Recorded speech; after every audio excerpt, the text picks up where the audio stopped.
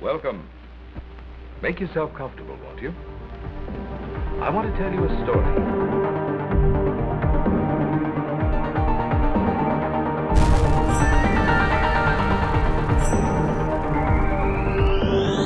Greetings, invaders. My name is Scott. This is Book Invasion. Today I'm going to share with you some nonfiction selections that I think would be interesting to read for Nonfiction November, and hopefully you would find them interesting too.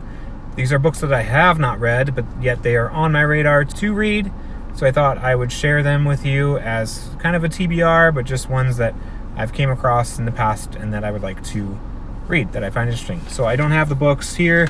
I just have pages of the titles and their descriptions, so I'm going to go through them. I'll breeze through their synopsis. I don't want to read every single one because there's about 10 of them. You'll get the idea, hopefully. and yeah, so let's go through them. So the first one I found was called The Ends of the World, Supervolcanoes, Lethal Oceans, and the Search for Past Apocalypses by Peter Brannon. This is 336 pages, published in 2017. So this says, a new groundbreaking research suggests that climate change played a major role in most extreme catastrophes in the planet's history. This book takes us through a wild ride through the planet's 5 mass extinctions, offers us a glimpse of our increasingly dangerous future. It says, our world has ended 5 times. Broiled, frozen, poison gassed, smothered, and pelted by asteroids. Many scientists now believe that the climate shifts have analogs in these 5 extinctions. This book takes us inside the scenes of the crime, from South Africa to the New York Palisades, introduces us to the researchers on the front lines who are using forensic tools of modern science, piecing together what really happened at the crime scenes of the Earth's biggest whodunits. Part road trip, part history, and part cautionary tale. This book takes us on a tour of the ways that our planet has clawed itself back from the grave. So I thought that would be pretty cool to learn about previous extinctions of the Earth. I think I've heard a lot about the supervolcanoes that live under the western United States that could crack off like a whole half of our continent into the ocean, let alone the faults and the things in California. Who knows? So just more more things to boost your anxiety levels as you read the Earth's collapse. All right, the next one is called Reader, Come Home: The Reading Brain in a Digital World. This is by Marianne Wolf. I thought this one was pretty cool. Hardcover, 260 pages, published in 2018. Let's see. New research on the reading brain chronicles changes in the brains of children and adults as they learn to read while immersed in a digitally dominated medium. This book comprises a series of letters Wolf writes to us, her beloved readers, to describe her concerns and her hopes about what is happening to the reading brain as it unavoidably changes to adapt to digital mediums. Wolf raises questions including, will children learn to incorporate a full range of deep reading processes? Will the mix of an infinite set of distractions alter their ability to think for themselves? With information at our fingertips, will they learn to build their own storehouses of knowledge? Over-reliance on technology. Wolf draws on neuroscience, literature, education, technology, and philosophy that accumulates in a proposal for a biliterate reading brain. So I thought that would be pretty cool and appropriate for BookTube on how our brain and our children's brains, me having 2 toddlers, it's concerning about their ability to read or willingness to read when they can just find everything they want on the computer. So that would be cool. This next one is called 101 Essays That Will Change the Way You Think by Brianna West. Paperback, 448 pages, published in 2018. Let's see. This new compilation of Brianna's work features pieces on why you should pursue purpose over passion, embrace negative thinking, see the wisdom in your daily routine, and become aware of the cognitive biases that are creating the way you see your life. Some of these have never been seen, others have been read by millions. Regardless, each will leave you thinking, this idea changed my life. So that one seemed pretty cool. And the essays, I think, are range from short to long. I have the audiobook for this, and I thought it would just be interesting to kind of get some different schools of thoughts, change the way we think perspective-wise. I think everyone can benefit from that. So I thought that one was really cool. This next one I thought was interesting. It's called The Simulation Hypothesis by Rizwan Virk, published in 2019, 387 pages.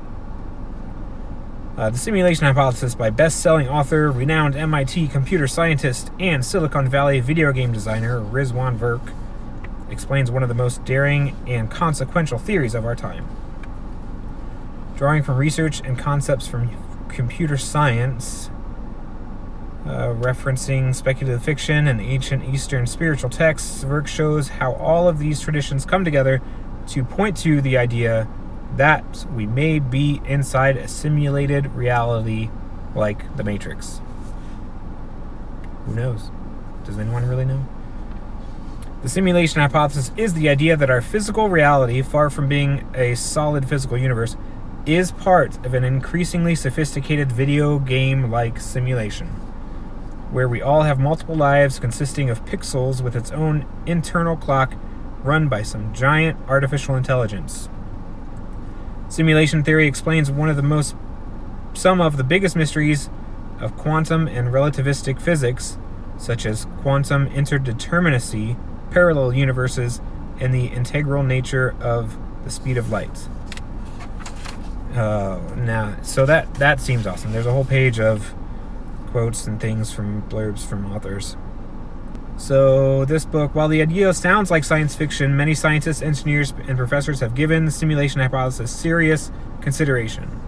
But it is not just a modern idea. Philosophers and mystics of all traditions have long contended that we are living in some kind of illusion, and that there are other realities which we can access with our minds. You know, like the Mandela effect. Maybe those are real. Maybe there is a Berenstein Bears that's spelled a different way. Who knows? So I thought that one was really cool. Because who knows? Who really does know? I don't know. The next book I found is called Unexplained, Supernatural Stories for Uncertain Times. This is by Richard McLean Smith. I don't have the page numbers or the publication year. I think it's fairly new. Let's see. This says, based on the world's spookiest podcast of the same name comes Unexplained, a book of 10 real-life mysteries which might be best left unexplained. Demonic possession in 1970s Germany, UFOs in Rendlesham Forest, reincarnation in Middlesbrough. Based on one of the most successful paranormal podcasts ever, with over 10 million streams, blah, blah, blah. From Australia to Germany to UK to Zimbabwe, the stories of gateways to a journey beyond the veil of the uncanny, exploring what they reveal of the human experience. So, I thought that would be cool too. I'm always interested in the unexplained and those mysteries of humanity. Alright, I got a few more, so let's go to the next one. This one's called The Coddling of the American Mind, How Good Intentions and Bad Ideas Are Setting Up a Generation for Failure. Now this one I thought was interesting because I have children. Obviously, we can raise them one way or another. We can coddle them or not. There's different studies of things, and you got to find a balance. This one too was also, I think I found this one around the time where, it arises between the cancel culture epidemic and the outrage culture, all those kind of things. Where is it a repercussion of coddling of American minds? I don't know, but anyway, it sounded cool. This is by Jonathan Haidt, 350 pages, published in 2018.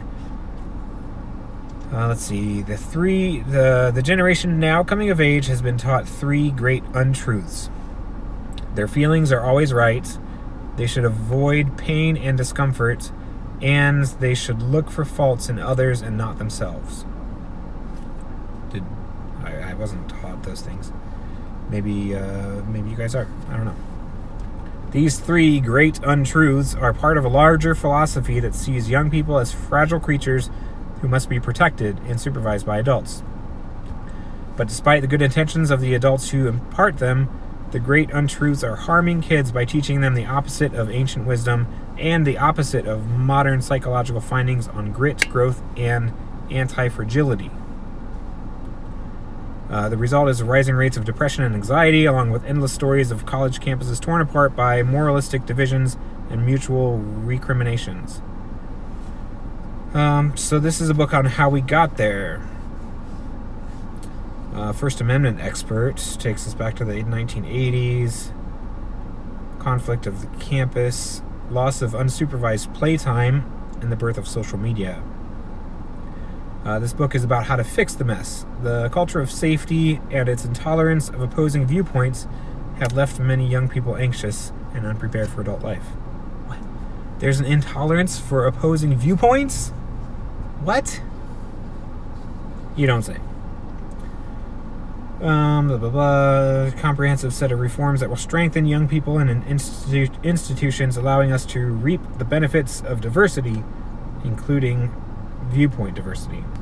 So this is, sounds interesting about how we've all been raised in a certain culture nowadays of technology, and social media has given everyone a voice to share their opinions. And when those opinions are shared, people with opposing opinions rise up and shoot them down. So how can we get into a point where we can understand that everyone has a different viewpoint diversity?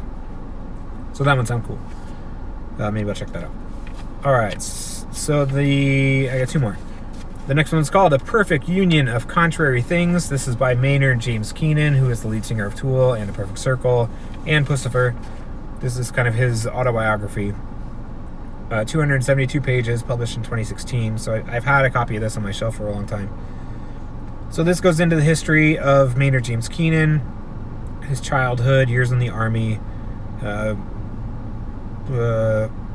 musical influence, winemaking, a comprehensive portrayal of a versatile and dedicated artist. He pays homage to the people and places that shape the man and his art. So this one is really cool. I'm a big Tool fan. I love A Perfect Circle. I love Pussifer. So this is his story from some friends of his. And,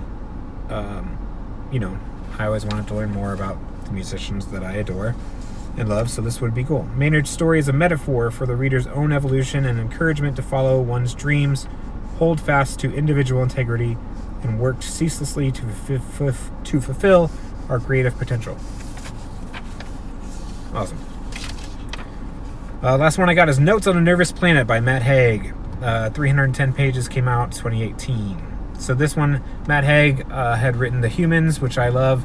I love that book. He also had written Reasons to Stay Alive and some other.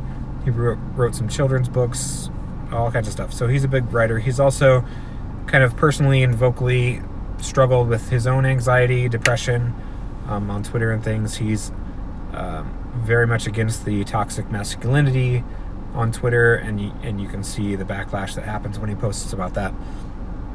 So his writing and things is very humanistic. It's very emotional. It comes from a place of experience. So I really appreciate him as an author, and I thought this would be a good read, especially given political climates and things like that. Everybody's nervous about something.